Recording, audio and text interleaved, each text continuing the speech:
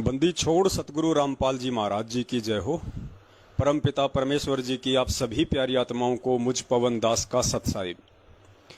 पुण्यात्माओं, दया परमपिता परमेश्वर सतगुरु रामपाल जी महाराज जी की, जिनके आशीर्वाद से एक बार पुनः लाइव साध संगति के माध्यम से हम सभी सत्सेवक भाई बहन परमपिता परमेश्वर जी की महिमा का गुणगान करने के लिए सोशल मीडिया पर आमने सामने हैं। ये इस कलयुग की बिचली पीढ़ी में सतगुरुदेव जी के अपने सत्संगों के अलावा साध संगति के रूप में दूसरी सबसे बड़ी दया है, क्योंकि साध संगति हमें परमपिता परमेश्वर जी के सत्संगों के ऊपर टिकने के लिए, उनके वचनों के ऊपर चलने के लिए और भक्ति मार्ग पर दृढ़ता के लिए बहुत ही जरूरी है। तो गुरुदेव ने दया करी आप और हम सभी के ऊपर, जो साध संगति का प्रोग्राम शुरू करवाया और साध संगति के प्रोग्राम से जुड़ के सभी भाई बहन, परमेश्वर ने 8 सितंबर 1951 को गांव धनाना, जिला सोनीपत, हरियाणा की पावन भूमि पर प्रकट होके और फिर अपनी वाणी अनुसार कि जब आवे 5505 तब ये वचन मेरा होगा साचा, वो 5505 वर्ष वाणी अनुसार परमेश्वर के सन 1997 में कंप्लीट होते हैं और परमेश्वर उस वाणी अनुसार अपने यथार्थ 13वें कबीर पंथ की नींव डाल के आज आप और हम सभी आत्माओं को इस तत्व ज्ञान से रूबरू कर रहे हैं, परिचित करवा रहे हैं, हमें अपने निज लोक सतलोक से अवगत करवा रहे हैं। और लाखों की संख्या में आत्माओं ने परमपिता परमेश्वर को समझा, उनके आध्यात्मिक ज्ञान को समझा और अपने निज लोक सतलोक जाने की तैयारी में लगे हुए हैं। तो पुण्यात्माओं, एक बार कुछ भगत भाई बहन जुड़ जाएं, उसके बाद परमात्मा आगे की साध संगति का प्रोग्राम शुरू करवाएंगे, क्योंकि लाइव शुरू होने के बाद जैसे ही कोई भगत जुड़ता है तो उसको वहीं से सुनाई देता है, वहीं से दिखाई देता है। हालांकि बाद में वो वीडियो को डाउनलोड करके देख सकता है शुरू से, लेकिन 2-4 मिनट तक हम थोड़ा इंतजार करते हैं, तब तक परमेश्वर की कुछ और आत्माएं जुड़ जाती हैं। और आप सभी को पता है 8 सितंबर को परमपिता परमेश्वर सतगुरु रामपाल जी महाराज जी का प्रकाट्य दिवस है, क्योंकि परमेश्वर 8 सितंबर के दिन सन 1991 में भारतवर्ष की पावन भूमि पर प्रकट हुए हैं और अपने यथार्थ 13वें कबीर पंथ को चलाया है। आप और हम सभी आत्माओं को अपने ज्ञान और विधान से परिचित करवाया है। तो आप और हम सभी आत्माओं के लिए यदि इस विश्व में यदि ऐसा कोई दिन है जो खुशी का दिन होना चाहिए या उस दिन को मनाना चाहिए, तो वो केवल 8 सितंबर का दिन है कि हम नीचों के लिए वो परमात्मा सतलोक से चलकर इस मृत लोक में आए।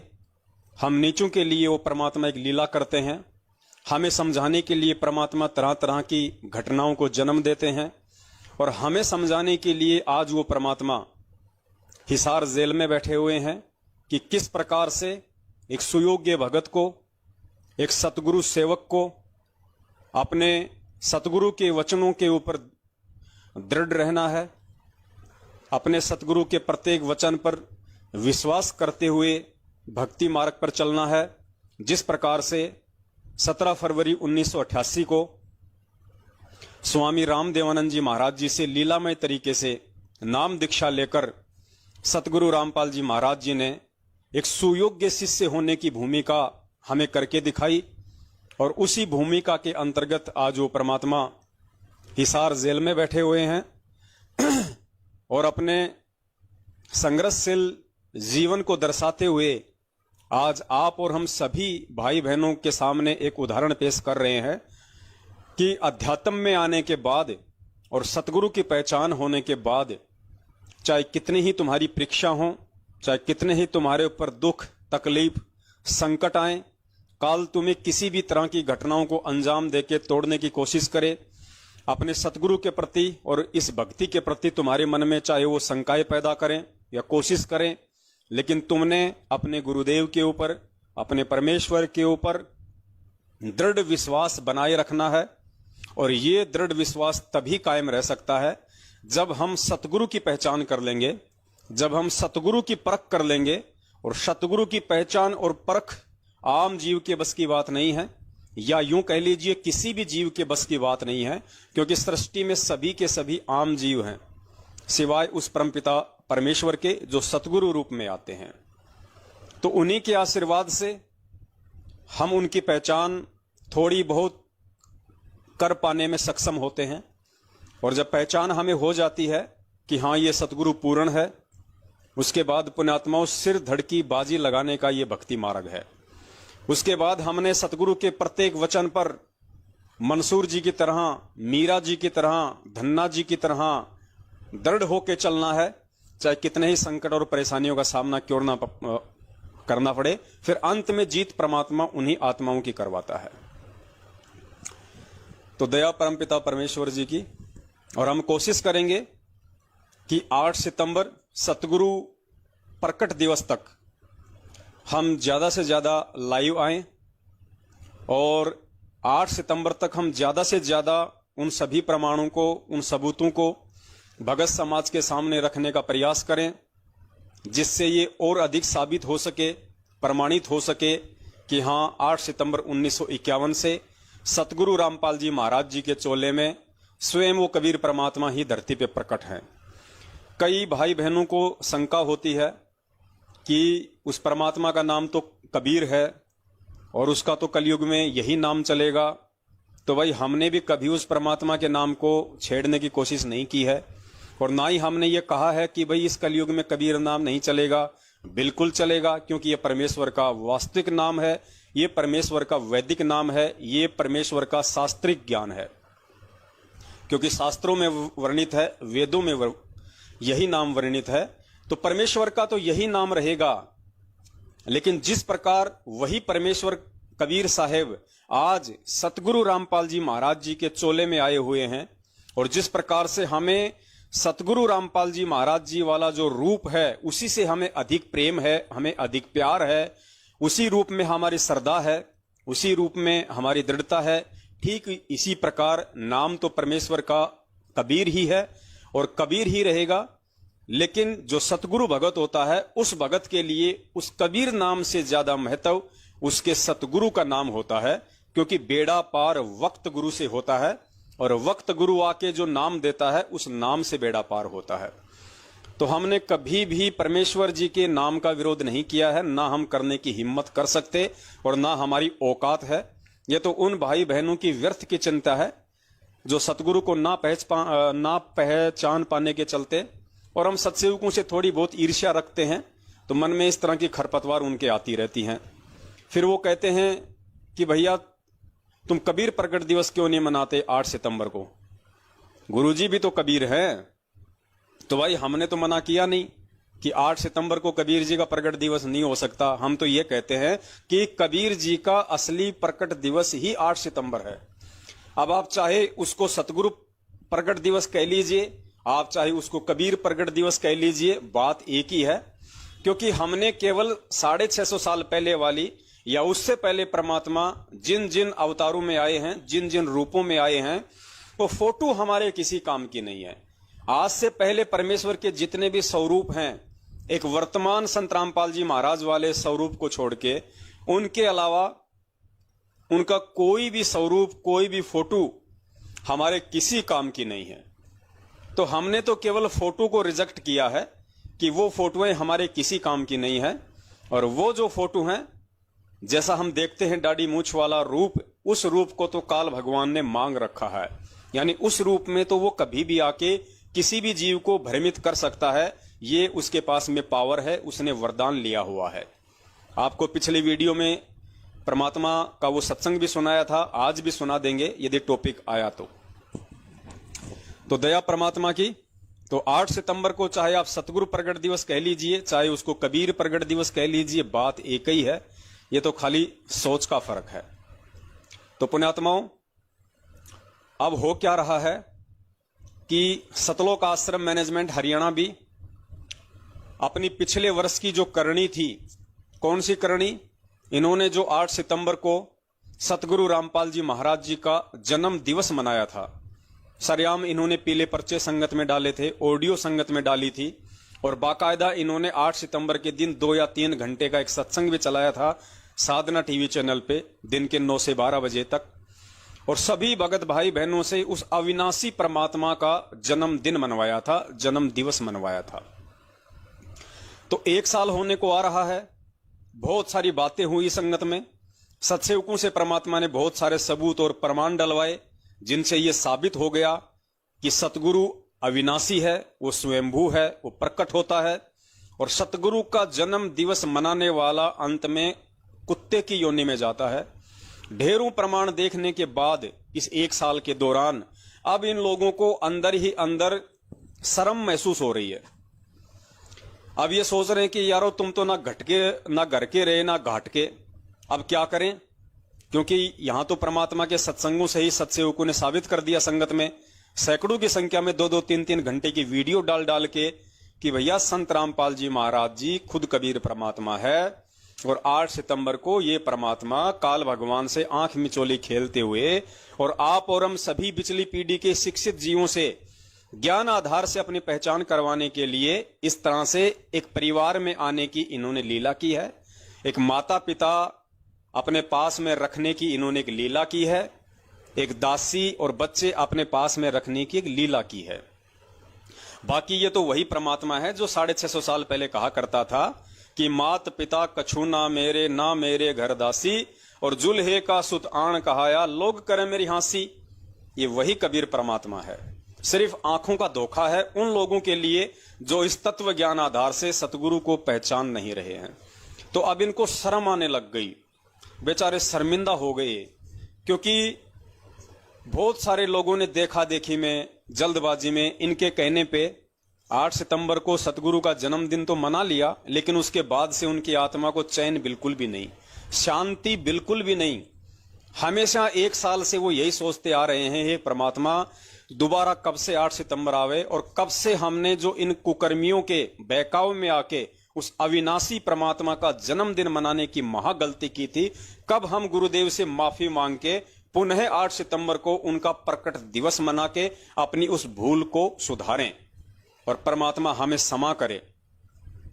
तो जाहिर सी बात है वो सभी आत्माएं अब 8 सितंबर को सतगुरु प्रकट दिवस ही मनाएंगी, या यूं कह लीजिए कि 8 सितंबर को कबीर प्रकट दिवस ही मनाएंगी, क्योंकि उनको तो इंतजार है इस दिन का। भले ही वो सामने आके स्पष्ट रूप से नहीं कह रही हैं किसी भी कारण से, लेकिन अंदर ही अंदर ये चिंता उनको घुन की तरह खाए जा रही थी। और अब मात्र 28-29 दिन बचे हुए हैं। उन आत्माओं को बड़ी खुशी है कि अब की बार तो कम से कम इस सतलोक आश्रम मैनेजमेंट हरियाणा वालों के बहकाव में आके हम ऐसा कुकर्म करने से बचेंगे। और जैसा कि सत्सेवकों ने यह प्रमाणित किया है और ये शाश्वत सत्य भी है कि वो परमात्मा स्वयं ही सतलोक से चल के आता है। वो परमात्मा स्वयं ही एक भगत की भूमिका करता है, स्वयं ही परमात्मा सतगुरु की भूमिका करता है, तत्वदर्शी संत की भूमिका करता है, और अपने द्वारा रची गई सृष्टि को वो कबीर परमेश्वर स्वयं ही भिन्न भिन्न रूपों में आके यहाँ पे प्रचारित करता है, लोगों को समझाता है। क्योंकि वैसे भी परमात्मा सृष्टि रचना में कहते हैं कि समर्थ का काम उसी को साजे और करे तो डूंडा बाजे। डूंडा यानी मूर्ख बाजे। समर्थ का काम कोई जीव नहीं कर सकता है, 21 ब्रह्मांड का स्वामी नहीं कर सकता। आप और हम जैसे 2 कौड़ी के जीवों की तो औकात क्या है। लेकिन इतनी सी राहत वो परमात्मा अपने बच्चों के अच्छे कर्म बनाने के लिए जरूर दे देता है सेवा के रूप में, कि करे करावे साइया मन में लहर उठाव, दादू सिर दरजीव के आप बगल हो जाए। दादू जी ने कहा था कि वो परमात्मा अपने भगत के, अपने बच्चों के शुभ कर्म बनवाने के लिए और अपनी रजा से, अपनी तरफ से प्रेरणा करके उनसे कुछ ऐसे अच्छे और शुभ कर्म करवा देता है जिससे उन पुण्यात्माओं के अच्छे कर्म बनते हैं। तो पुण्यात्माओं, काफी संख्या में भगत भाई बहन जुड़ रहे हैं दया परमेश्वर की। तो अब हम शुरू करते हैं आज का लाइव साध संगति का यह प्रोग्राम। और शुरुआत हमारी यहीं से है कि अब इनको शर्म आने लग गई है बहुत बुरी तरीके से। और अब की बार सतलोक आश्रम मैनेजमेंट हरियाणा की इस कमेटी ने अपने सभी स्टेट कोऑर्डिनेटर और अन्य जितने भी महापुरुष हैं, जो पहुंची हुई हस्तियां हैं, उन सभी ने मिलकर एक मीटिंग की है। और उस मीटिंग में इन्होंने ये निर्णय लिया है कि भैया ये ये जो जन्म दिवस वाला जो नाम है इसको हटाओ।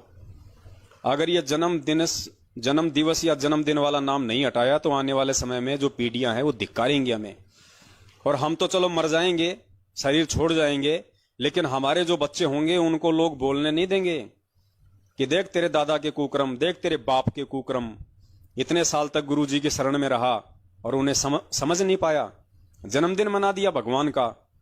तो अब इनको शर्म आने लग गई है। और अब की बार ये 8 सितंबर को जो पोस्टर बनाएंगे, संगत में जो प्रचारित करेंगे, वीडियो बनाएंगे, पंपलेट बनाएंगे, तो इन्होंने डिसीजन लिया है कि भैया अगर बची खुची अगर इज्जत रखनी है तो अब की बार जन्मदिन या जन्म दिवस की जगह सतगुरु अवतरण दिवस रखो। प्रकट दिवस तो हम नहीं मनाएंगे क्योंकि हम काल के एजेंट हैं, हम उनको प्रकट हुआ तो नहीं मानेंगे, लेकिन हम उनका अवतरण दिवस मनाएंगे। अवतरण दिवस तो पुण्यात्माओं थोड़ा सा हम इस अवतरण दिवस पे भी इनकी धोती सी धोएंगे, ताकि अगली बार ये अवतरण दिवस को भी छोड़ के प्रकट दिवस पे ही आ जाएं। तो पुण्यात्माओं, अब मेरा इन तमाम सतलोक आश्रम मैनेजमेंट हरियाणा वालों से एक छोटा सा सवाल है, और मैं उम्मीद करूंगा कि इनका कोई भी जो गणमान्य महापुरुष है वो इस लाइव साध संगति की वीडियो के बाद जरूर मेरे इस सवाल का जवाब देगा जो मैं सार्वजनिक तौर पे इनसे पूछ रहा हूं। पिछली बार भी इन्होंने थोड़े बहुत पोस्टर बनाए थे जिनमें लिखा था इन्होंने अवतरण दिवस, अवतरण दिवस। अब पुण्यात्माओं, अवतरण दिवस क्या होता है? अवतरण दिवस कह लीजिए या फिर अवतार कह लीजिए, बात एक ही है। तो गुरुजी ने हमें जो अवतार की जो परिभाषा बताई है वो परिभाषा ये बताई कि ऊपर के लोकों से जो आत्माएं आती हैं उनको कहते हैं अवतार। ऊपर के लोकों से, जैसे विष्णु लोक से श्री राम जी आए त्रेता युग में, तो हम सबको पता है कि श्री राम जी को श्री विष्णु जी का अवतार कहा जाता है। त्रेता युग में उनका अवतरण हुआ था, यानी वो अवतार रूप में आए थे। द्वापर युग में श्री कृष्ण जी उसी विष्णु भगवान के अवतार थे, तो सबको पता है कि श्री कृष्ण जी विष्णु भगवान के अवतार थे। उनको अवतरण कह लीजिए कि वो ऊपर के लोकों से नीचे के लोक में आए।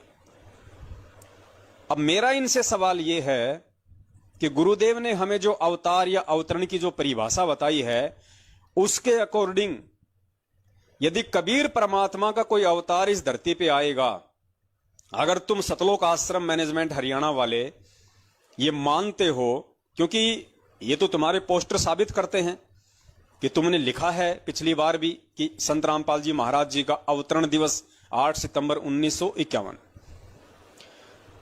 तो जिस प्रकार से विष्णु भगवान का कोई भी जो अवतार आता है इस पृथ्वी पे, उसके द्वारा दिया हुआ ज्ञान प्रचार करने के लिए या जो भी उनकी लीला होती है पूर्व निर्धारित, वो कंप्लीट करने के लिए, तो विष्णु भगवान का जो भी अवतार इस पृथ्वी पे आता है वो विष्णु लोक से आता है। और शंकर भगवान का यदि कोई अवतार इस पृथ्वी पे आएगा तो वो शंकर जी के लोक से आएगा। जैसे गुरुजी ने बताया कि मोहम्मद जी थे, मुस्लिम धर्म के जो प्रवर्तक थे, मोहम्मद, हजरत मोहम्मद, वो शंकर भगवान के गण थे, वो शंकर जी के लोक से आए थे। तो मोहम्मद जी का जो अवतरण है वो कहां से हुआ था? शंकर जी के लोक से। ऐसे यदि कोई ब्रह्मा जी का अवतार होगा तो वो ब्रह्म लोक से आएगा। इसी प्रकार यदि कोई कबीर परमात्मा का अवतार होगा तो कबीर परमात्मा का अवतार जाहिर सी बात है सतलोक से आएगा, क्योंकि कबीर परमात्मा सतलोक में रहते हैं, वो उनका निज लोक है। तो कबीर परमात्मा का यदि धरती पे कोई अवतार आएगा, और तुम संत रामपाल जी महाराज जी को परमात्मा तो नहीं मानते, लेकिन तुम बार बार इस बात का जिक्र करते हो कि संत रामपाल जी महाराज उस कबीर परमात्मा के अवतार हैं। संत रामपाल जी महाराज जी को उस कबीर परमात्मा ने भेजा है अपना संत बना के, अपना प्रतिनिधि बना के। तो जाहिर सी बात है इस बात को दुनिया में कोई काट नहीं सकता, और ना ही तुम लोग इस बात को काट सकते कि यदि संत रामपाल जी महाराज तुम लोगों के अनुसार कबीर परमेश्वर के अवतार हैं, तो जाहिर सी बात है कबीर परमेश्वर का अवतार सतलोक से आएगा, उस कबीर लोक से आएगा। अब मेरा सबसे बड़ा सवाल यह है पुण्यात्माओं, अगर संत रामपाल जी महाराज जी को तुम कबीर भगवान का अवतार भी मानते हो, और यह सत्य है कि कबीर जी का अवतार वो कबीर लोक से आएगा, सतलोक से आएगा, तो सतलोक से कौन आत्मा आएगी? सतलोक से वही आत्मा आएगी जो आत्मा इस मृत्यु लोक के जन्म और मरण के इस दीर्घ रोग से मुक्त होके सतलोक में जा चुकी है। जिस आत्मा का इस पृथ्वी लोक से और इस पृथ्वी लोक के प्राणियों से किसी प्रकार का कोई कनेक्शन नहीं, जिसका इस पृथ्वी लोक पे किसी प्रकार का कोई ऋण शेष नहीं, क्योंकि सतलोक तो वही आत्मा जा सकती है जब तक वो आत्मा 21 ब्रह्मांड तक का और 7 संख्य ब्रह्मांड का जो स्वामी है अक्षर पुरुष, जब तक उन सभी का वो ऋण चुकता नहीं कर देगी तब तक वो आत्मा सतलोक में जा नहीं सकती।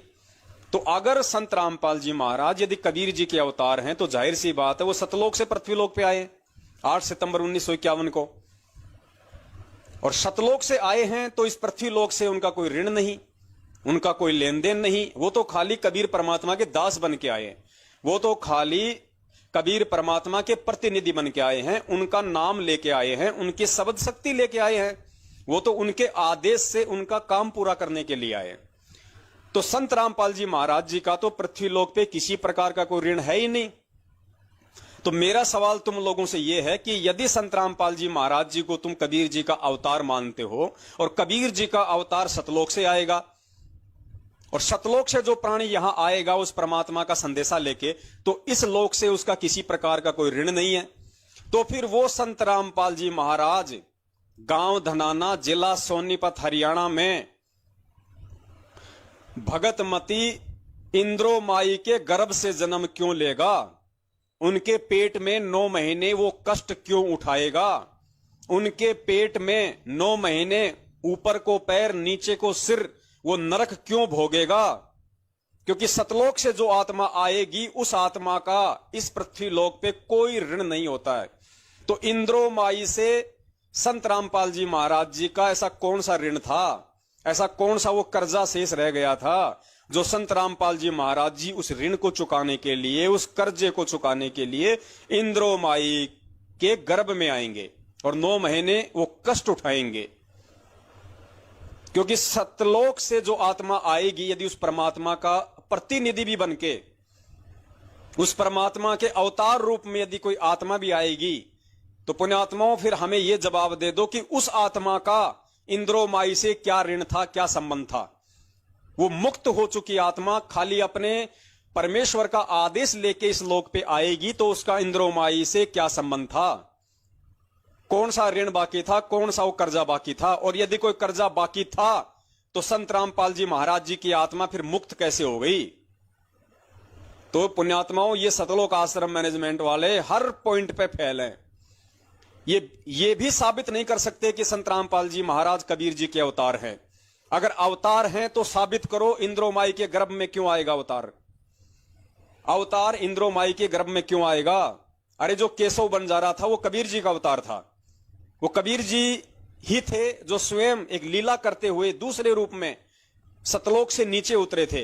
तो क्या वो केशव बंजारा किसी मां के गर्भ से जन्म लेके आया था उस समय? केशव बंजारा क्या किसी मां के गर्भ से जन्म लेके आया था काशी में भंडारा करने के लिए? और वो जो 9 लाख जो आत्माएं थी, जो परमात्मा कहते हैं ना कि 9 लाख बोडी भरी विशंबर दिया कबीर भंडारा, गुरुजी ने क्या बताया कि कबीर परमेश्वर ने अपना दूसरा रूप बनाया केशव बंजारे का, तुरंत वो सतलोक में पहुंचे, वहां से 9 लाख आत्माओं को बैल बनाया, क्योंकि उस समय इस पृथ्वी लोक पे ट्रांसपोर्ट का साधन केवल बैल था।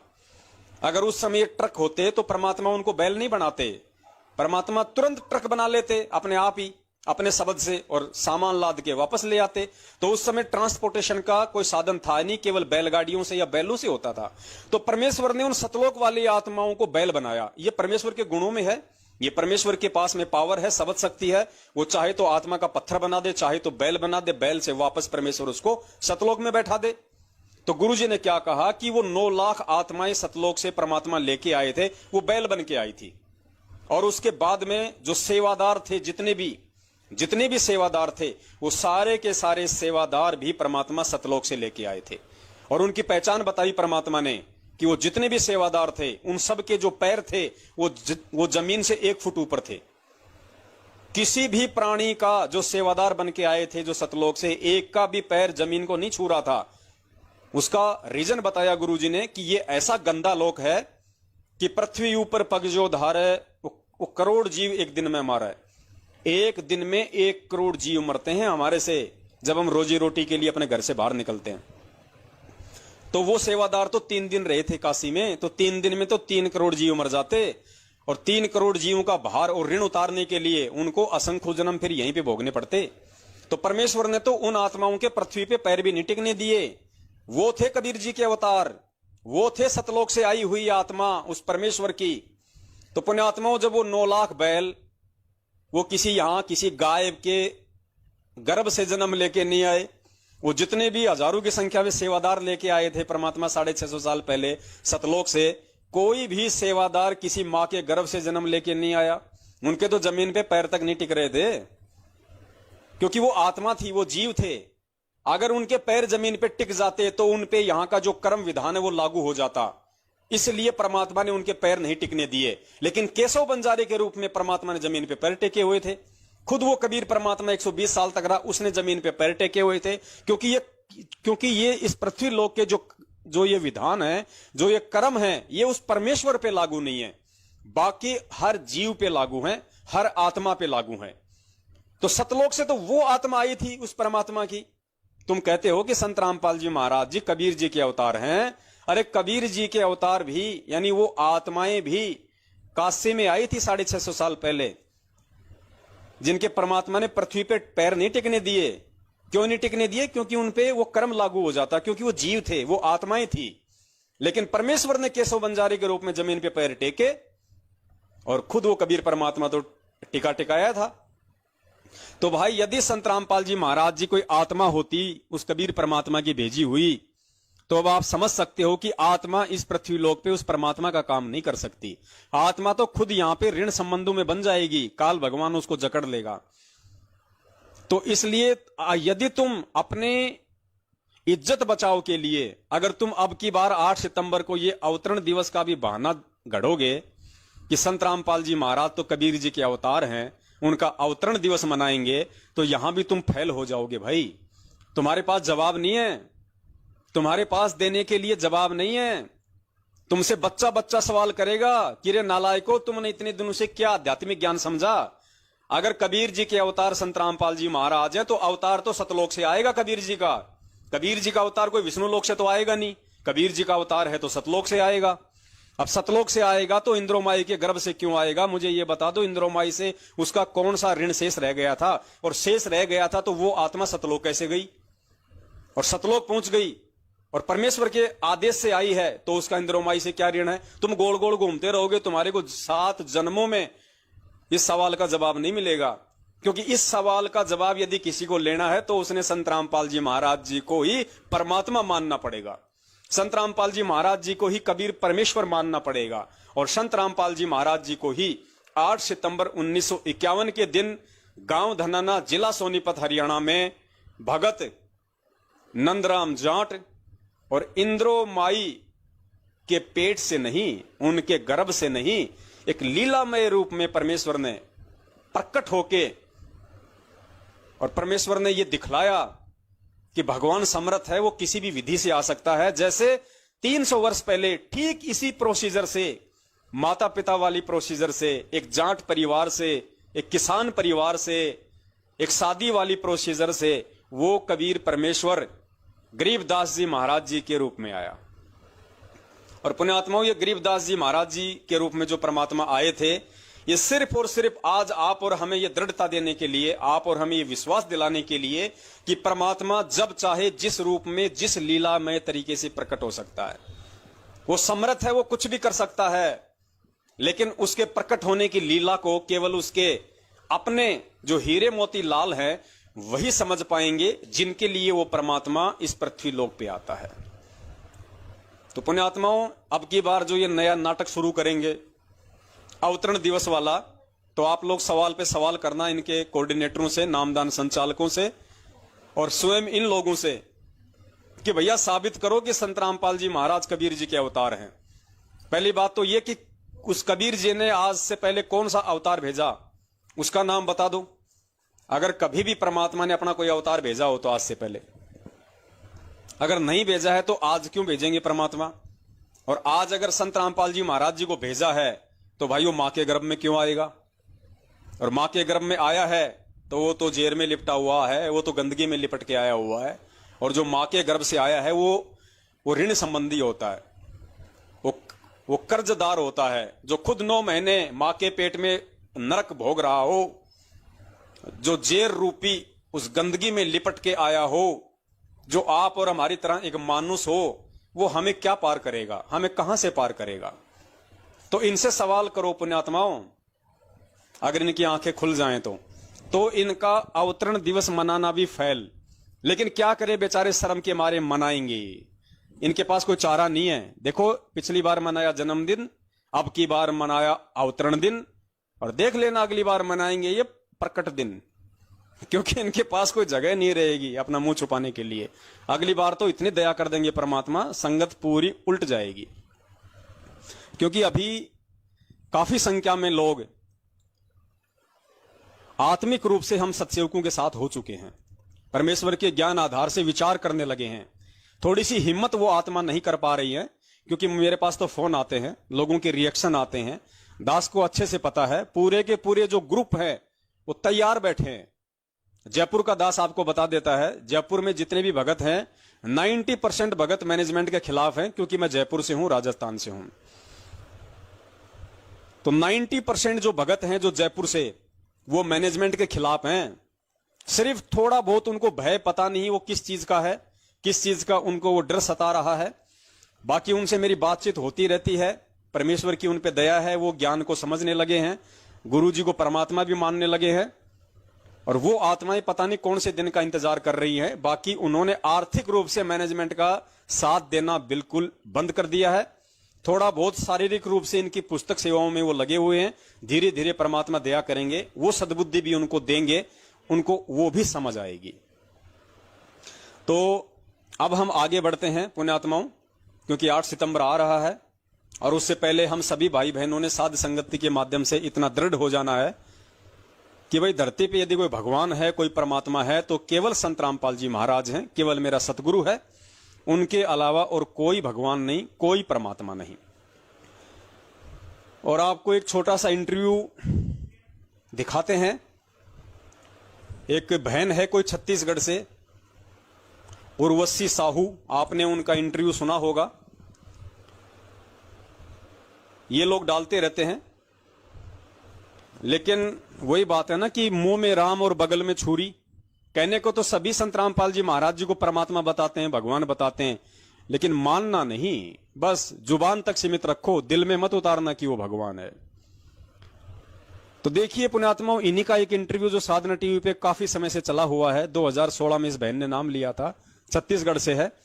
क्योंकि ये पिछले जन्म की परमेश्वर की अच्छी आत्मा है, और खुद इसके सोपन में सतगुरु रामपाल जी महाराज आए, स्वयं वो परमात्मा आए। क्योंकि देखो, जिसकी जैसी आस्था होगी, जिसकी जैसी श्रद्धा होगी, यदि आप उस दाढ़ी मूंछ वाली फोटो को ही कबीर भगवान मानेंगे, आप ये मानेंगे कि ये फोटो मेरा उद्धार करेगी, ये फोटो ही भगवान है, तो आपको वो परमात्मा फोटो के रूप में ही दर्शन देगा। वो परमात्मा आपको उसी रूप में दर्शन देगा। और यदि आप अपने गुरु को परमात्मा मान लोगे, तो फिर वो दाढ़ी मूंछ वाली फोटो आपके सपन में नहीं आएगी। फिर आपके सतगुरु ही आपके समक्ष आएंगे, आपके विचारों में आएंगे, आपके सामने वो प्रकट भी होंगे अगर जरूरत पड़ी तो, और शौपन में भी वो परमात्मा ही आएगा। तो आप सभी भाई बहनों की दृढ़ता के लिए सिर्फ ये इंटरव्यूज बहन का मैं आपको सुनाने जा रहा हूं, ताकि हमें ये विश्वास हो कि मैनेजमेंट वाले या कोई भी व्यक्ति जो जुड़ा हुआ है उनसे, वो कहता तो उन्हें परमात्मा है, पूर्ण ब्रह्म परमेश्वर है, लेकिन मानता नहीं है। ये सत्सेवकों पे परमेश्वर की मेहर हुई है, जो उनकी करनी और कथनी में कोई अंतर नहीं है। और जब तक इंसान की करनी और कथनी में अंतर रहेगा, तब तक परमात्मा कहते हैं वो कुत्ते की योनि में जाएगा, कि करनी तज कथनी कथ है, अज्ञानी दिन रात, और कुत्ते जो भौंकत फिरे, सुनी सुनाई बात। तो सुनिए इस बहन का इंटरव्यू। जी सत साहेब। क्या नाम है जी आपका? उर्वशी साहू। कहाँ से आए जी आप? ग्राम चीचा, तहसील पाटन, जिला दुर्ग, छत्तीसगढ़ से। क्या आप संत रामपाल जी महाराज जी के अनुयायी है? हाँ, सदगुरु रामपाल जी महाराज जी से नाम दीक्षा मैंने 24 अक्टूबर 2016 को लिया। संत रामपाल जी महाराज जी से नाम दीक्षा लेने से पहले आप क्या भक्ति साधना करते थे? सदगुरु रामपाल जी महाराज जी की शरण में आने से पहले मैं कृष्ण को बहुत इष्ट के रूप में मानती थी, उसकी भक्ति करती थी और शनिवार का व्रत भी करती थी। मैंने 3 साल तक 93 शनिवार तक व्रत किया था। हमारे जीवन में इतना दुख आया कि परमात्मा की तलाश करते करते बहुत थक गए। और जैसे कि मैं बचपन से ही 7 साल की उम्र से ही मेरे घर के लोगों को बोलना स्टार्ट कर दी थी कि पूर्ण परमात्मा इस पृथ्वी पर आने वाले हैं और मेरे को अपने मिशन को सहयोग देने के लिए भेजे हुए हैं। वो समाज में व्याप्त बुराइयों को जड़ समेत मिटाएंगे, जैसे कि दहेज प्रथा, नशाखोरी, रिश्वत, ये सब जो है ना, उस सब को हटाएंगे और सतयुग जैसा समय स्थापित करने वाले हैं। और ये बहन कह रही है कि नाम दीक्षा लेने से 5-7 साल पहले ही मैं अपने परिवार वालों को ये बात कहा करती थी कि पूर्ण परमेश्वर धरती पे आने वाले हैं। पूर्ण परमेश्वर कौन? कबीर साहिब धरती पे आने वाले हैं और वो सतयुग जैसा समय लेके आएंगे।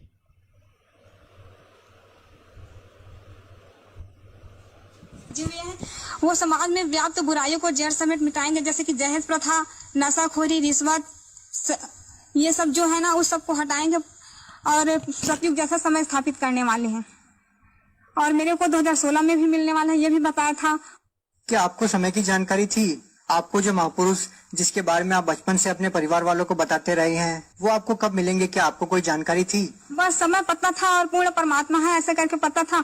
लेकिन हमारे हिंदू धर्म में व्याप्त जो गुरु है ना, वो लोग कृष्ण को ही पूर्ण परमात्मा समझते थे, तो मैं कृष्ण को ही पूर्ण परमात्मा समझकर उसकी भक्ति करने लगी। कृष्ण को हमेशा अपने साथ रखती थी। स्कूल जाती थी तो उसके अपने बस्ते में छिपा कर ले जाती थी और देखती थी। स्कूल के जो हमारे सर मैडम है, उन लोगों से भी ज्ञान चर्चा करती थी कि पूर्ण परमात्मा ऐसा होता है, वो आने वाले हैं ऐसे करके, तो सभी से करने लगती थी। हमारे स्कूल के जो मेरे सहेली लोग थे, वो लोग बोलते थे कि आप संत के जैसे बोला करते हो, बिल्कुल संत के भाषा में बोलते हो, ऐसा करके मेरे को बोलते थे। और मैं बोलती थी कि जो कबीर साहब की जो दोहे है ना, वो मेरे को बहुत पसंद आते थे। और ज्ञान चर्चा भी कबीर के दोहे में क्या करते थे हम लोग स्कूल में। गायत्री मंत्र है वो भी जाप करती थी, रामायण का पाठ करती थी, गीता का, बचपन से ही बहुत पूजा पाठ करती थी सभी देव देवताओं की। आप संत रामपाल जी महाराज जी की शरण में कैसे आई? वो क्या है, संत रामपाल जी महाराज जी की शरण में सबसे पहले जब मेरा कॉलेज में एडमिशन नहीं हो रहा था तो मैं बहुत दुखी थी। उसके बाद कॉलेज से आई और वो साल मेरे से कम परसेंट वाले को दिए थे फॉर्म, लेकिन मेरे को नहीं दे रहे थे। तभी मैंने सोचा कि ये पूर्ण परमात्मा हो ही नहीं सकते कृष्ण। अगर पूर्ण परमात्मा होते तो मेरे साथ ये नहीं होता। बहुत हमारे जीवन में बहुत दुख आया, बहुत रोए हम लोग, बहुत। जैसे कि मैं कोई अगर मार्ग में चलती थी तो दूसरे जो चले हैं तो उसी मार्ग में कुछ नहीं रहता था, और अगर मैं चली जाती थी उसी मार्ग में तो बहुत काटा सा था। तो मैं जस्ट आई कॉलेज से, उसके बाद दोपहर को सो गई, थोड़ा सा नींद आया। उसके बाद सदगुरु रामपाल जी महाराज जी मेरे सपने में आए। अब आगे थोड़ा ध्यान से सुनना पुण्यात्माओं, क्योंकि ये पिछले जन्मों की अच्छी आत्मा है परमात्मा की, और परमेश्वर तो अपनी आत्मा के सदा साथ ही रहते हैं। जैसे नाम दीक्षा लिए बिना वो परमात्मा मीराबाई जी के साथ थे, धन्ना जी के साथ में थे, परमात्मा द्रौपदी के साथ में थे, प्रहलाद भगत के साथ में थे। तो आज तो परमात्मा की धरती पे अनगणित विशेष आत्माएं आई हुई हैं, तो आज तो परमेश्वर लाखों चमत्कार करेगा अपनी आत्माओं को दृढ़ता प्रदान करने के लिए, उनको भक्ति मार्ग पे लगाए रखने के लिए। तो अब ये बहन जिक्र कर रही है जिसने 2016 में नाम दीक्षा ली थी, अब ये आगे जिक्र कर रही है कि सतगुरु रामपाल जी महाराज मेरे सौपन में आए और वो साधारण वेशभूषा में थे, और संत तो वो सब पाखंड के। उसके बाद सदगुरु रामपाल जी महाराज जी मेरे सपने में आए और वो साधारण वेशभूषा में थे, और संत तो वो सब पाखंड के जैसे कि जटा, लंबे नाखून और बाल बढ़ाए, दाढ़ी लंबी, वो सब थे। लेकिन संत रामपाल जी महाराज जी के ऐसे नहीं थे। तो मैं बोली मेरे मम्मी को बोली कि मम्मी एक आए थे एक संत, लेकिन वो बोल रहे थे मेरे को कि आपका एडमिशन हो जाएगा बेटा, आप चिंता मत करना। लेकिन मैं जानती भी नहीं थी वो संत है, लेकिन आत्मा जो है परमात्मा को पहचान लेती थी, लेकिन मेरी आत्मा ने पहचान लिया कि वो संत ही है। उसके बाद मेरी मौसी थी एक, तो वो बोली कि मेरे गुरु जी हैं संत रामपाल जी महाराज जी, आप भी उससे नाम दीक्षा ले लो। तो मैं बोली कि वो आपके गुरु नहीं है, वो तो मेरे भी गुरु हैं, वो तो उससे भी मैं भी नाम दीक्षा लूंगी ऐसे करके। और जीवन से बहुत हार चुकी थी। तो संत रामपाल, तब तक तो आपको नाम पता ही नहीं था जब आपकी मौसी जी ने आपको बताया कि मेरे गुरुजी संत रामपाल जी महाराज हैं। लेकिन तब तक तो आप जानते ही नहीं थे कि ये संत रामपाल जी महाराज जी हैं। तो आपने अपनी मौसी जी से ये कैसे कहा कि ये मेरे भी गुरु हैं? वो क्या है ना कि आत्मा परमात्मा को पहचान सकते हैं, इसी प्रकार मेरी आत्मा ने भी गवाही दिया। तभी मैंने कहा कि ये भी मेरे गुरुदेव हैं। उसके बाद मैंने संत रामपाल जी महाराज जी से नाम दीक्षा लिया। देखिए, जो भी श्रद्धालु संत रामपाल जी महाराज जी से नाम दीक्षा लेता है तो उसको आध्यात्मिक लाभ होते हैं, भौतिक लाभ होते हैं, शारीरिक लाभ होते हैं। आपसे जानना चाहेंगे कि संत रामपाल जी महाराज जी से नाम दीक्षा लेने के बाद आपके जीवन में क्या बदलाव आया, आपको क्या लाभ हुआ? सबसे पहले मेरे को लाभ तो आध्यात्मिक हुआ। मैंने एक दिन परमात्मा से कहा था कि गुरुजी मेरे को इस लोक में रहना नहीं है, मेरे को सतलोक जाना है, मुझे नहीं रहना परमात्मा। तो गुरुजी एक दिन आए सदगुरु रामपाल जी महाराज जी और बोले कि बेटा आपको मैं आज रात को सतलोक ले जाऊंगा ऐसे करके। उसके बाद संत रामपाल जी महाराज जी आए, मेरे हाथ पकड़कर बोले कि चलो जाएंगे सतलोक ऐसे करके, अपनी मम्मी को बता देना बेटा ऐसे करके बोले। तो मम्मी को जस्ट मैं बताई कि मम्मी मैं सतलोक जाने वाली हूँ, आप डरना मत, मेरे को कुछ नहीं होगा, सदगुरु रामपाल जी महाराज जी मेरे साथ है ऐसे करके। क्या उस टाइम पे आपके माता पिता ने या आपके घर वालों ने संत रामपाल जी महाराज जी से नाम दीक्षा ले रखी थी? जी हाँ, संत रामपाल जी महाराज जी से मेरे परिवार वालों ने, मेरी मम्मी ने भी नामदान लिया था। उसके बाद क्या होता है? उसके बाद गुरुजी आए और मेरे हाथ पकड़ कर ले गए। उसके बाद जस्ट हम लोग पहुंचे काली रंजन का लोग जहाँ पर आए वहां पर मैंने कहा कि गुरुजी मेरे को काल से बहुत डर लगता है, मैं नहीं देखूंगी उसको ऐसे करके आंख बंद कर ली। और सदगुरु रामपाल जी महाराज जी ने कहा कि बेटा आप चिंता मत करो, मैं आपके साथ हूँ। उसके बाद हम लोग त्रिकुटी पे आए, त्रिकुटी पे परीक्षा हुआ वहां पर। तो सदगुरु रामपाल जी महाराज जी वहां छुप गए। उसके बाद जो बहुत सारे देवी देवता है ना, अपने अपने लोगों का प्रलोभन लेकर मेरे पास आए। बहुत बाजार जैसा था वहां पर, बहुत सारे प्रलोभन दे रहे थे मेरे को कि आपको ये पद दूंगा ऐसा करके। लेकिन मैंने कहा कि नहीं, मेरे को कुछ भी नहीं चाहिए। बहुत रोई, नहीं मेरे को नहीं चाहिए, मेरे को तो पूर्ण परमात्मा चाहिए, मेरे सदगुरु रामपाल जी महाराज जी चाहिए। उसके बाद सदगुरु रामपाल जी महाराज जी को मैंने बहुत ढूंढा। उसके बाद एक कोने में सदगुरु रामपाल जी महाराज जी मेरे को दिखे। उसके बाद दौड़ते दौड़ते गई और परमात्मा को रोते रोते गले से लगा ली कि गुरुजी आप मेरे को चाहिए, बस दुनिया की कोई चीज नहीं चाहिए, परमात्मा बस मैं आपको चाहती हूँ और कुछ भी नहीं चाहिए मेरे को। उसके बाद सदगुरु रामपाल जी महाराज जी ने मेरे को उठाकर कहा कि बेटा ऐसा ही तो चाहता हूँ, मैं चाहता हूँ कि हर हंस में ऐसा ही गुण हो। सतलोक जाते समय परमात्मा ने मेरे में पूरा शील, संतोष, विवेक, क्षमा, जो सतलोक जाने का जो गुण होता है ना व्यक्ति में, वही पूरा स्थापित कर दिए थे। उसके बाद सदगुरु रामपाल जी महाराज जी ने कहा कि बेटा कोई बात नहीं, मैं ही कबीर परमात्मा पूर्ण भक्ति में वही पूरा स्थापित कर दिए थे। अब आगे ध्यान से सुनना पुण्यात्माओं,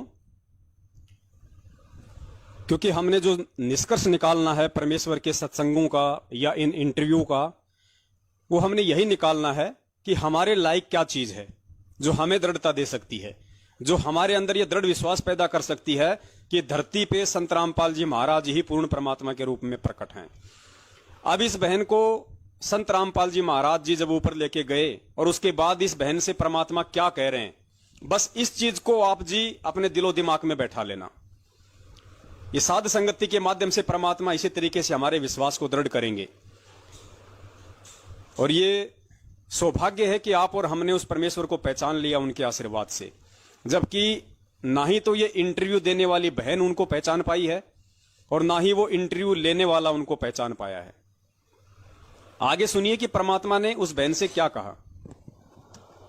सदगुरु रामपाल जी महाराज जी ने कहा कि बेटा कोई बात नहीं, मैं ही कबीर परमात्मा पूर्ण परमात्मा सदगुरु रामपाल जी महाराज जी के रूप में आया हूँ बेटा, लेकिन संसार के लोग मुझे नहीं समझ रहे हैं। कोई बात नहीं, इंसान में इतना अहंकार घर कर गया है कि मेरे को समझना ही नहीं चाहता है। मैं ही पूर्ण परमात्मा सदगुरु रामपाल जी महाराज के रूप में आया हूँ, जिसने असंख्य ब्रह्मांड की रचना की है। और मेरे बिना इंसान एक तिनका भी नहीं उठा सकते, लेकिन इतना अहंकार है कि इंसान मुझको समझना ही नहीं चाहता है। लेकिन कोई बात नहीं बेटा, बहुत जल्द सतयुग जैसा समय स्थापित होकर ही रहेगा। मैं चाहूँ तो पल भर में मंत्री सभी की बुद्धि को बदल सकता हूँ, लेकिन मेरा कुछ मिशन है बेटा। और लीला करने परमात्मा ने क्या कहा कि बेटा मैं चाहूं तो पल भर में मंत्री, संतरी, दुनिया, प्रधानमंत्री सबके मैं बुद्धि फेर सकता हूं, मैं समर्थ हूं, सक्षम हूं, लेकिन बेटा मेरा कुछ मिशन है, मेरा एक मिशन है। और पुण्यात्मा, मिशन आप और हम सत्सेवकों को अच्छे से पता है, उस मिशन पे परमात्मा ने केवल आप और हम सत्सेवकों को ही लगाया हुआ है। और वो मिशन है, इस कबीर परमेश्वर के मार्ग में इतिहास गवाह है, सबसे बड़ा रोड़ा यदि काल किसी को पैदा करता है तो उनके परिवार को पैदा करता है, वंशवाद को पैदा करता है, बेटा बेटी भाई बंधु रिश्तेदार जवाइयों को पैदा करता है। 24 घंटे जो बहुत बड़े भगत बनने की एक्टिंग करते हुए उनके इर्द गिर्द रहते हैं, उनको करता है। तो परमेश्वर सतगुरु रामपाल जी महाराज जी का वर्तमान का सबसे बड़ा जो मिशन है, वो भक्तों के माध्यम से पुस्तकें बंटवाना नहीं है, वो किसी और तरीके से कोई काम करवाना नहीं है। उनका सबसे बड़ा मिशन है कि मेरी संगत, मेरे ज्ञान को आधार बना के और इन काल प्रेरित मेरे परिवार वालों का, मेरे रिश्तेदारों का कुकर्म देख के और इनसे अति शीघ्र पल्ला झाड़ ले। जितना जल्दी हो सके उतना जल्दी अपना पल्ला इन काल एजेंटों से झाड़ ले और साध संगति से जुड़ जाए, मेरे से जुड़ जाए। परमेश्वर का सबसे बड़ा जो मिशन है केवल यही है, क्योंकि इन लोगों से पीछा छुड़वाए बिना आप परमेश्वर को नहीं पहचान सकते, आप भक्ति मार्ग पे दृढ़ नहीं हो सकते। आप अंदर से खाली खोके रहोगे, आप खोखले रहोगे अंदर से, आपके अंदर भय रहेगा, आपके अंदर एक डर रहेगा। आप कभी भी गुरु को परमात्मा नहीं मान सकते। अगर आपने मान भी लिया तो आप इनके डर से, इनके भय से आप उनका प्रकट दिवस नहीं मना सकते। ज्ञान आधार से आप इनसे सवाल नहीं कर सकते, आपके अंदर भय रहेगा। आप इनके किसी भी उल्टे सीधे आदेश को मानने से मना नहीं कर सकते जब तक आप इन काल प्रेरित लोगों की संगति में रहोगे। सबसे बड़ा जो मिशन है परमात्मा का, और जेल जाने का मुख्य कारण भी यदि परमेश्वर का है तो सबसे बड़ा कारण एक ही है, बाकी तो परमेश्वर एक तीर से अनेकों शिकार करते। जेल जाने के पीछे उनके बहुत सारे उनके रीजन हैं, मकसद हैं, लेकिन सबसे बड़ा जो रीजन है वो है उनकी जो संगत है, उनके जो भगत हैं अभी तक जितने भी उनसे जुड़ चुके हैं 15-20 लाख, उन सब की ज्ञान आधार से आंखें खोलना और उनके अंतःकरण में इस बात को जमाना कि अगर सतलोक जाना है, अगर मुझ सतगुरु की प्राप्ति करनी है तो तुमने ज्ञान को आधार बनाना पड़ेगा और तुमने ज्ञान आधार से मुझे कबीर परमेश्वर के रूप में देखना पड़ेगा। और हमने उनको ज्ञान आधार से परमात्मा माना या नहीं माना, हमने उनको सतगुरु रूप में आए हुए परमात्मा के रूप में माना या नहीं माना, स्वीकार किया या नहीं किया, उसका सबसे बड़ा जो प्रमाण होगा वो होगा सतगुरु का प्रकट दिवस मनाना। यानी जो आत्मा इस ज्ञान को आधार बना के बिना किसी डर और दबाव से, हर तरीके से, हर बंधनों से स्वतंत्र होके जब 8 सितंबर को अपने पूज्य गुरुदेव का प्रकट दिवस मनाएगी तो ये स्वतः साबित हो जाएगा, ये सिद्ध हो जाएगा कि उस आत्मा ने संत रामपाल जी महाराज जी को पूर्ण ब्रह्म परमेश्वर मान लिया है। देखो, ये 8 सितंबर को प्रकट दिवस मनाने से, खाली प्रकट दिवस ही मनाने से हम कोई पार नहीं हो जाएंगे। ये प्रकट दिवस मनाना तो एक बहाना है उस परमेश्वर के लिए। असल में वो परमेश्वर इसकी आड़ में ये देखना चाहता है कि कितनी आत्माएं मुझे पहचान पाई हैं, क्योंकि प्रकट दिवस मनाने की हिम्मत वही आत्मा करेगी जो आत्मा गुरु को परमात्मा मान चुकी होगी। ये पहचान है। इस कलयुग की पिछली पीढ़ी में गुरु को परमात्मा आपने माना या नहीं माना है, या 650 साल पहले की तरह खाली मुंह में राम और बगल में छुरी वाला काम था कि गुरुजी हम तो आपको परमात्मा ही मानते हैं, हम तो आपको भगवान ही मानते हैं। और मालिक को पता था कि तुम मुझे परमात्मा मानते हो या भगवान मानते हो, और उसकी परमात्मा ने एक छोटी सी परख की थी। हमारी स्थिति से परमात्मा ने हमको ही रूबरू करवा दिया। एक ऐसी लीला की छोटी सी हाथी पे बैठने की, हम सब की हेकड़ी निकल गई। उनको कितनों ने परमात्मा माना, आज हमें मालूम पड़ गया 64 के 64 लाख फेल हो गए। तो वो स्थिति आज है, वही स्थिति आज है। परमेश्वर को तो मालूम है कि लाखों की संगत में से कितनी आत्माएं मुझे परमात्मा के रूप में देख चुकी हैं, जान चुकी हैं, पहचान चुकी हैं, और कितनी आत्माएं हैं जो केवल मुझे एक संत मानती हैं, केवल मुझे अपना गुरु मानती हैं, इससे ज्यादा नहीं मानती हैं, लेकिन दिखावा करती हैं बंदी छोड़ के जयकारे लगाने की, सतगुरु कहने की। बंदी छोड़ सतगुरु रामपाल जी महाराज की जय। और बंदी छोड़ की परिभाषा का उनको मालूम नहीं है कि बंदी छोड़ की डेफिनेशन क्या होती है। तो परमेश्वर ने हमारी स्थिति हमारे सामने रखनी चाहिए, उसके लिए परमेश्वर ने यह लीला की और यह साध संगति का प्रोग्राम चलवाया। और परमेश्वर ने यह कहलवाया कि भैया 8 सितंबर को सतगुरु रामपाल जी महाराज जी धरती पे प्रकट हैं, और जो उनका प्रकट दिवस नहीं मनाएगा वो सतलोक जाने का अधिकारी नहीं है। क्योंकि सतगुरु प्रकट दिवस मनाना इस बात का साक्ष्य है कि आपने अपने सतगुरु को पहचान लिया, आपने अपने सतगुरु को मानुष नहीं बल्कि परमात्मा मान लिया। उसके बाद मैं बहुत जल्द सतयुग जैसा समय स्थापित करूंगा। उसके बाद गुरुजी ना मेरे को सतयुग जैसा समय है उसमें ले गए। तो मैं बोली कि गुरुजी ऐसा ऐसा होगा बेटा, देखो ऐसा करके पूरा भविष्य में ले गए। तो मैं गुरुजी से बोली कि गुरुजी हम लोग जाएंगे वहीं पर, चलो ना रहेंगे ऐसे करके। तो सदगुरु रामपाल जी महाराज जी ने कहा कि बेटा हाँ बहुत जल्द रहने वाले ना, आप चिंता ना करो। तो इंटरव्यू आपने सुना उर्वशी बहन का, छत्तीसगढ़ से हैं। परमेश्वर की दया है इनके ऊपर। लेकिन अब तो ये जाने कि ये सतगुरु को परमात्मा मान पाई है या नहीं मान पाई है। कहने को तो सभी लोग ऐसी बड़ी बड़ी बातें करते हैं। और पुण्यात्माओं, सबसे बड़ी बात देखो, जो इंटरव्यू ले रहा है उसका नाम है सिद्धार्थ दास। और ये जो सिद्धार्थ दास है जो आजकल इंटरव्यू लेता है भक्तों के, आपने जो आवाज सुनी है, ये मुकदमा नंबर 428 में भगोड़ा घोषित है। ये भगोड़ा घोषित है, ये अपना टाइम पास कर रहा है। इसको तो एक अच्छा बहाना मिल गया, कभी मध्य प्रदेश घूमने का, कभी छत्तीसगढ़ घूमने का, कभी राजस्थान घूमने का। ये मुकदमा नंबर 428 में भगोड़ा घोषित है और ये अपना टाइम पास कर रहा है। इसको मतलब नहीं है कि कोई संत गुरु रामपाल जी महाराज जी को परमात्मा बता रहा है या जीव बता रहा है, या वो परमात्मा है या नहीं है। इनको तो अपने टाइम पास से मतलब है। इनकी तो बढ़िया रोजी रोटी चल रही है। महीने का 30-40 हजार रुपया आराम से इनको संगत की जो कमाई है, मेहनत की, वो हराम के रूप में इनको मिल जाती है। अच्छा खासा इनका धंधा पानी चल रहा है। इससे ज्यादा इनको कोई मतलब नहीं है।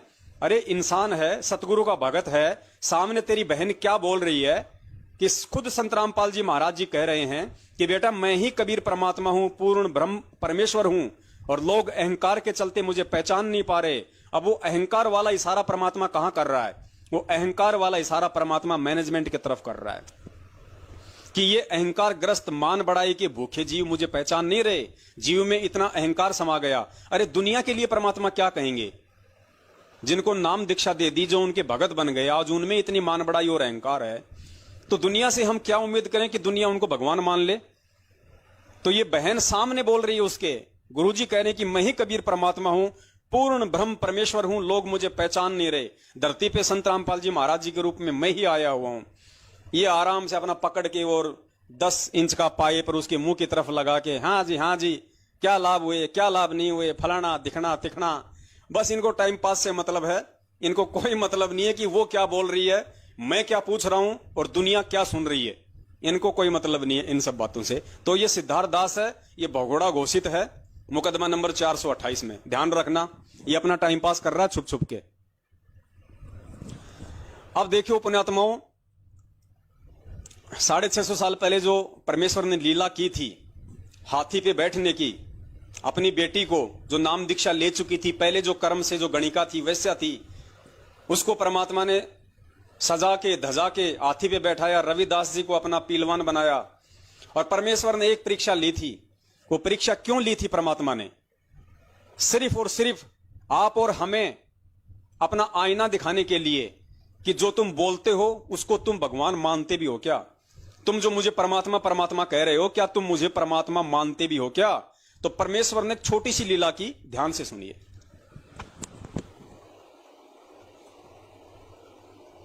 ने लिखना चाहा कि ये मेरे विचारों को से कितने परिचित हैं, के अंदर कोई दृढ़ता भी है जो ये बोलते हैं कि हम तो मोक्ष चाहते हैं, हम आपके अतिरिक्त किसी को नहीं चाहते हैं, आप हमारे परमात्मा हो, आपसे हमें वो सुख मिले हैं जो हमें कहीं पर भी प्राप्त नहीं हुए थे। ऊपरले मन से कह रहे हैं या इनके अंदर भी कोई स्थान है? ये परीक्षा लेने के लिए परमात्मा ने, कबीर परमेश्वर ने लीला की थी। क्या परीक्षा लेने के लिए परमात्मा ने लीला की थी? कि ये भोली आत्माएं जो मुझे परमात्मा परमात्मा कहती हैं कि जी हम तो मोक्ष ही चाहते हैं, आप हमारे परमात्मा हो, तो परमेश्वर ने ये देखना चाहा कि ये मुझे ऊपरले मन से ही परमात्मा कहते हैं या इनके अंदर भी कोई जगह है। इस बात की परीक्षा लेने के लिए, इस बात की जांच करने के लिए परमात्मा ने छोटी सी परीक्षा ली थी, और उस परीक्षा में हमारा क्या हुआ हम सभी अच्छे से जानते हैं। और सुनिए परमपिता परमेश्वर जी के मुख कमल से। लेकिन उस समय उन पीरों ने, मुल्लाओं और काजियों ने, ब्राह्मणों ने, ऋषियों ने, नकली संतों ने, कबीर अशिक्षित है, ये किसी भी भाषा से परिचित नहीं है, इसलिए ये पुराणों या वेदों या गीता जी के और वेदों के विषय में जो कह रहा है ये बिल्कुल निराधार है। इसलिए हम अनजानों को, क्योंकि हम शिक्षित नहीं थे, उनकी इन बातों को सत्य मान लिया कि सचमुच कबीर जी अशिक्षित हैं, बाकी शक्ति बहुत है इनमें, क्योंकि हमें लाभ हो रहा है, सिद्ध पुरुष हैं। ऐसे हमने उस भगवान को पहचाना नहीं, और वो हम उनके साथ ज्ञान आधार से नहीं लगे थे, अपने सुख के कारण लगे थे, लाभ के कारण लगे थे, जो संसारिक लाभ ही हम चाह रहे थे, जिस कारण से हम फेल हो गए थे। क्योंकि परमात्मा ने तो मालूम था, परमात्मा को ये मालूम था कि ये भोली आत्मा केवल देखा देखी लग रहे हैं, ज्ञान कति नहीं, इनको मेरे पे विश्वास नहीं है। यही सिद्ध करने के लिए, क्योंकि परमात्मा सत्संग में कहते थे कि तुम सभी केवल स्वार्थ वश लग रहे हो, अपने संसारिक और यहाँ के ही व्यवस्था को मांगने आते हो, तुम परमार्थ नहीं चाहते हो। लेकिन वो भोली आत्मा कहा करती, नहीं जी हम तो मोक्ष ही चाहते हैं, हम तो मोक्ष ही चाहते हैं। तो परमात्मा ने उनको एक पिछोड़ लगाई थी कि सती थी उन्हीं सामने प्रकट करनी चाहिए थी। तो परमात्मा ने एक पिछोड़ लगाई थी और उन्हीं की जो वास्तविक जो स्थिति थी वो उन्हीं के सामने जाहिर कर दी कि तुम मुझे कितना पहचान पाए हो, और तुम मुझे परमात्मा मानते हो या क्या मानते हो, और तुम मेरे से स्वार्थ के चलते जुड़े हुए हो या मोक्ष के लिए जुड़े हुए हो। तो पुण्यात्माओं, जब भीड़ इकट्ठी हो जाती है तो हर युग में परमात्मा अपने भक्तों की परीक्षा लेता है। तो आज भी भीड़ इकट्ठी हो गई थी बहुत ज्यादा मात्रा में। आश्रम के अंदर जो पुराने भगत थे उन्होंने बहुत सारी गंदगियां भी फैलानी शुरू कर दी थी। माता बहनों के साथ में अनैतिक संबंध भी बनाने लग गए थे बड़े बड़े, अपने आप को जो महापुरुष कहते हैं, जो भगत हैं बड़े बड़े। बहुत सारी इन्होंने ऐसे ऐसे कुक्रम करने शुरू कर दिए थे जिनका जिक्र परमात्मा ने अपने बयानों में कर रखा है। आज भी गुरु जी ने अपने बयानों में उन बातों का जिक्र कर रखा है। जब पुलिस वालों ने पूछा कि आश्रम में ये गलत काम महिलाओं के साथ ये किसने किए, तो गुरुजी ने स्पष्ट रूप से अपने बयान में इस बात का जिक्र कर रखा है कि मैंने नहीं किए। तो पुलिस वालों ने कहा फिर किसने किए, तो गुरुजी ने कहा कि सेवादार और समिति वालों ने। हम 7 साल से झक मरा रहे हैं, हम 7 साल से इनको कह कह के थक गए, 7 साल से हम वीडियो ऑडियो डाल डाल के थक गए कि अगर तुम एक बाप की औलाद हो, और अगर तुम सच्चे हो, और अगर तुम भगत हो, और अगर बरवाला कांड में तुम्हारा किसी प्रकार का कोई दोष नहीं है, और यदि संत रामपाल जी महाराज जी ने 2014 बरवाला कांड के बाद सतलोक आश्रम मैनेजमेंट हरियाणा अपने बेटा बेटी भाई बंधुओं के खिलाफ यदि बयान नहीं दिए, तो तुम गुरुजी के उन बयानों को सार्वजनिक करने से क्यों डर रहे हो? अरे संत रामपाल जी महाराज जी के बयानों की फोटोकॉपी संगत में भेजने से तुम्हें क्यों डर लग रहा है?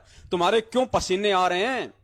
अरे हमारा बाप है, हमारा गुरु है, कोर्ट में क्या हुआ क्या नहीं हुआ, हमारे गुरुजी ने किसके खिलाफ बयान दिए, हमारे गुरुजी के खिलाफ किसने बयान दिए, ये जानने का प्रत्येक भगत को अधिकार है, क्योंकि वो हमारा बाप है, हमारा पिता है। और पुण्यात्माओं 7 साल हो गई, आप लोगों को कुछ भी नहीं दिखाया इन्होंने, और फिर भी आप इन्हीं की गुलामी कर रहे हो, आप इन्हीं की चापलूसी कर रहे हो, इन्हीं का थूका हुआ चाट रहे हो। अगर ये दूध के धुले होते और बरवाला कांड में अगर इनका कोई दोष नहीं होता, तो ना तो पुण्यात्माओं आज 7 साल से ये कुत्ते की तरह ये भगोड़े बन के घूमते।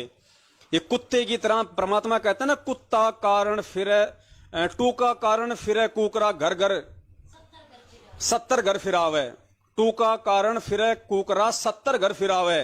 तो ये तो उस कुत्ते से भी बदतर हैं जो रोटी के टुकड़ों के चलते पिछले 7 साल से भगोड़े बन के दर दर भटक रहे हैं। अगर ये सच्चे होते तो ना तो ये भगोड़े बन के घूमते और ना ही पुण्यात्माओं ये गुरुजी के बयानों को सार्वजनिक करने से डरते। आज तक इन्होंने गुरुजी का एक भी बयान संगत में वायरल नहीं किया, ना इनके वकीलों ने किया, क्योंकि सबके सब दोषी हैं, सबके सब ये भ्रष्टाचारी लोग हैं। ये जितने भी वकील कर रखे हैं इन लोगों ने अपने बचाव के लिए कर रखे हैं। अरे बरवाला कांड करवाया मैनेजमेंट ने, महेंद्र भगोड़े ने, वकील कर रखे महेंद्र भगोड़े ने। तो बताओ वो वकील महेंद्र भगोड़े का बचाव करेंगे या गुरुजी का बचाव करेंगे? अगर तुम बिल्ली को दूध की रखवाली के लिए छोड़ोगे तो बिल्ली उसकी रक्षा करेगी या खुद अपना पेट भरेगी? तो संगत को तो ऐसे मूर्ख बना गया 7 साल से। पैसा संगत का, सब कुछ संगत का, वकील कर लिए उन भगोड़ों ने, उन गद्दारों ने जिन्होंने गुरुजी को जेल करवाई, जिन्होंने बरवाला कांड करवाया, और संगत सोच रही है कि वो बिल्ली हमारे दूध की रक्षा करेगी। फुट्टे भाग तुम्हारे 7 साल से चिल्ला रहे हैं, अभी तक समझ में नहीं आई किसी के। अब जब तुम्हारे घुटने टूटने लग रहे हैं ना, जब तुम्हारे घर में ये कहर टूट रहे हैं, अकाल मृत्यु हो रही है, तब तुम्हें सत्सेवकों की बातें याद आ रही हैं। नहीं तुम सत्सेवकों का मुंह भी देखना पसंद नहीं करते। पर चलो ठीक है, परमात्मा कहते हैं समझा है तो सिर दर पांव, बहुर नहीं रहे ऐसा दाव, सुबह का भटका हुआ शाम को घर आ जाए तो भी कोई दिक्कत नहीं है। अभी भी समझ जाओगे तो फायदा है तुम्हारा।